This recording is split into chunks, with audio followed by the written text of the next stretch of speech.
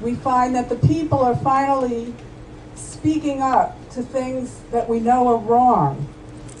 We have bills in local communities to get rid of corporate personhood, because this is the only way that the people are going to have a voice, is to start at the grassroots in our towns and appeal to our local legislators to do something about terrible problems like this geoengineering. I'm a photographer and a gardener, and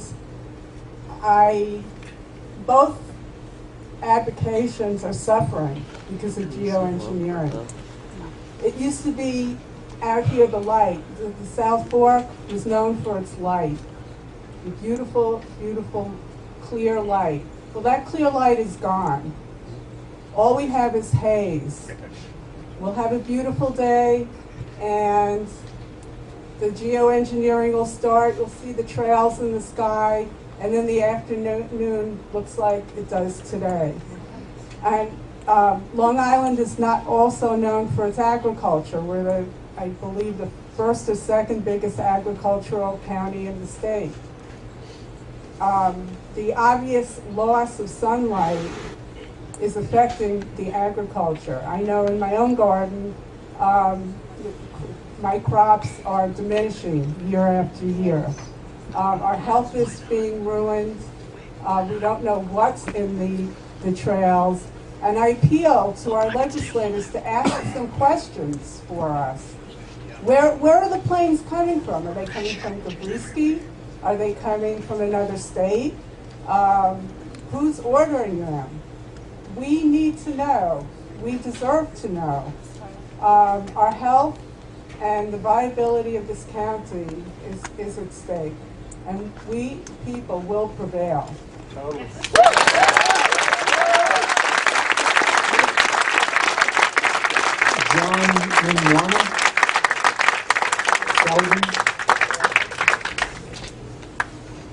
Followed by John Zito. Thank you, ladies and gentlemen. And thank you, Ed Romano. I hear what this woman said. This legislation is very important that has been brought forth. So please help us stop the chemical spraying and support this ban. The people of New York need to demand a public investigation of the chemical spraying that's going on right here in our backyard. Introduce a legislation to create a no chemical spraying zone here in New York, Long Island. Yeah. We need to give immunity and protection to anyone willing to come forward to blow the whistle on this chemtrail operation.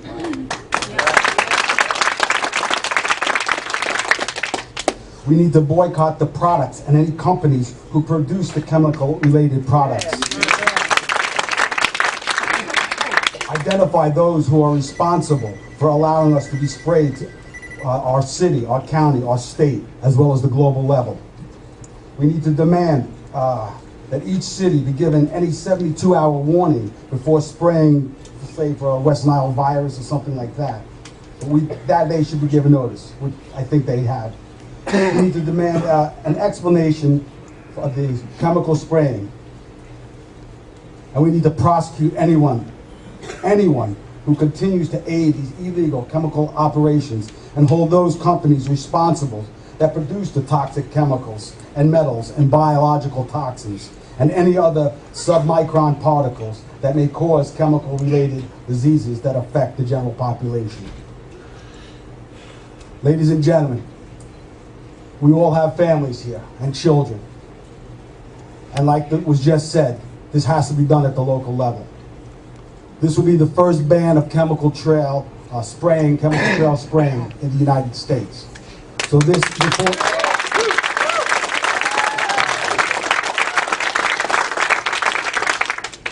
this is essential that you act and support the ban that Ed Romaine has courageously stepped forward with. So I ask you all, please, in your conscience, pray to your God or your gods and direct you and help keep us free from this tyranny. My friends, thank you for your time. Thank you. God bless.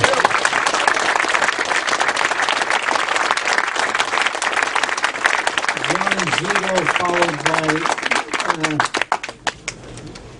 by Janice Barcelo. Good afternoon, everybody, and I wanted to say thank you very much for giving me your attention. I'm not going to speak long. I know you folks are listening to a lot of stuff up here, and a lot of it may be new, a lot of it maybe not. I have 6 children. In this day and age, that's an anomaly all of itself. And I can imagine their lives in the future. I believe they've been gifted to me.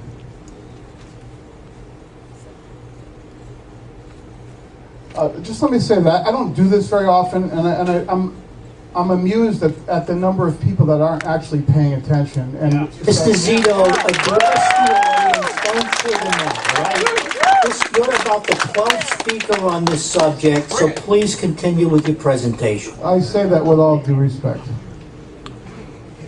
I can imagine their lives in the future, and I know that you folks have children and relations.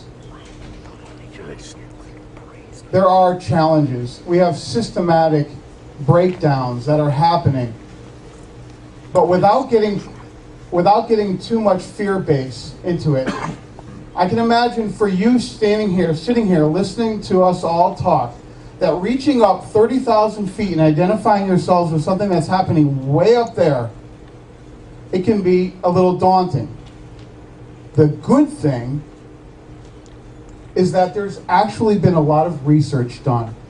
And at this point, we are pretty clear that there are chemicals being used that are really deadly.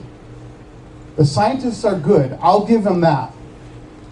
They can make an amazing amount of things happen up in the stratosphere.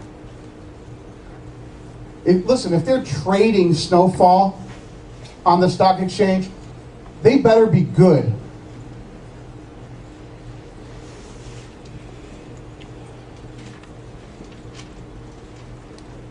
Aluminum is highly deadly. Mount Shasta, previously known as pristine, about as pristine a region in the United States as we get.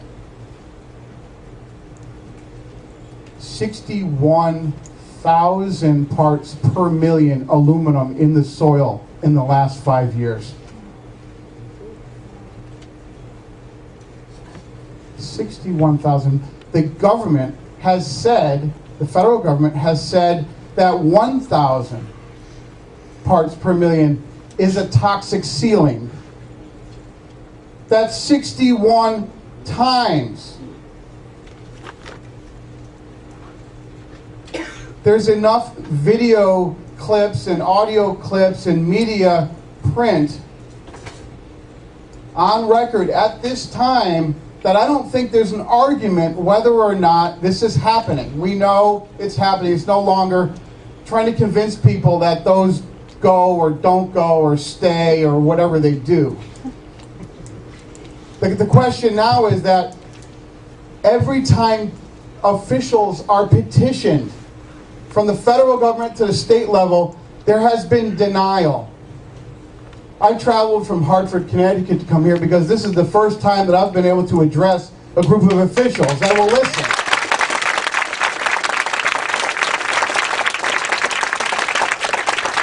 And I'm so grateful.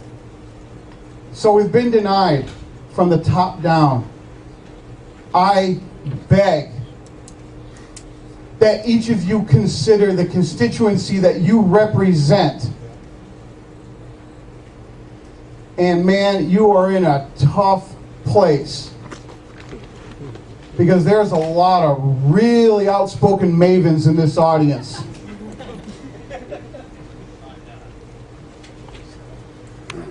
I beg that you consider just the facts.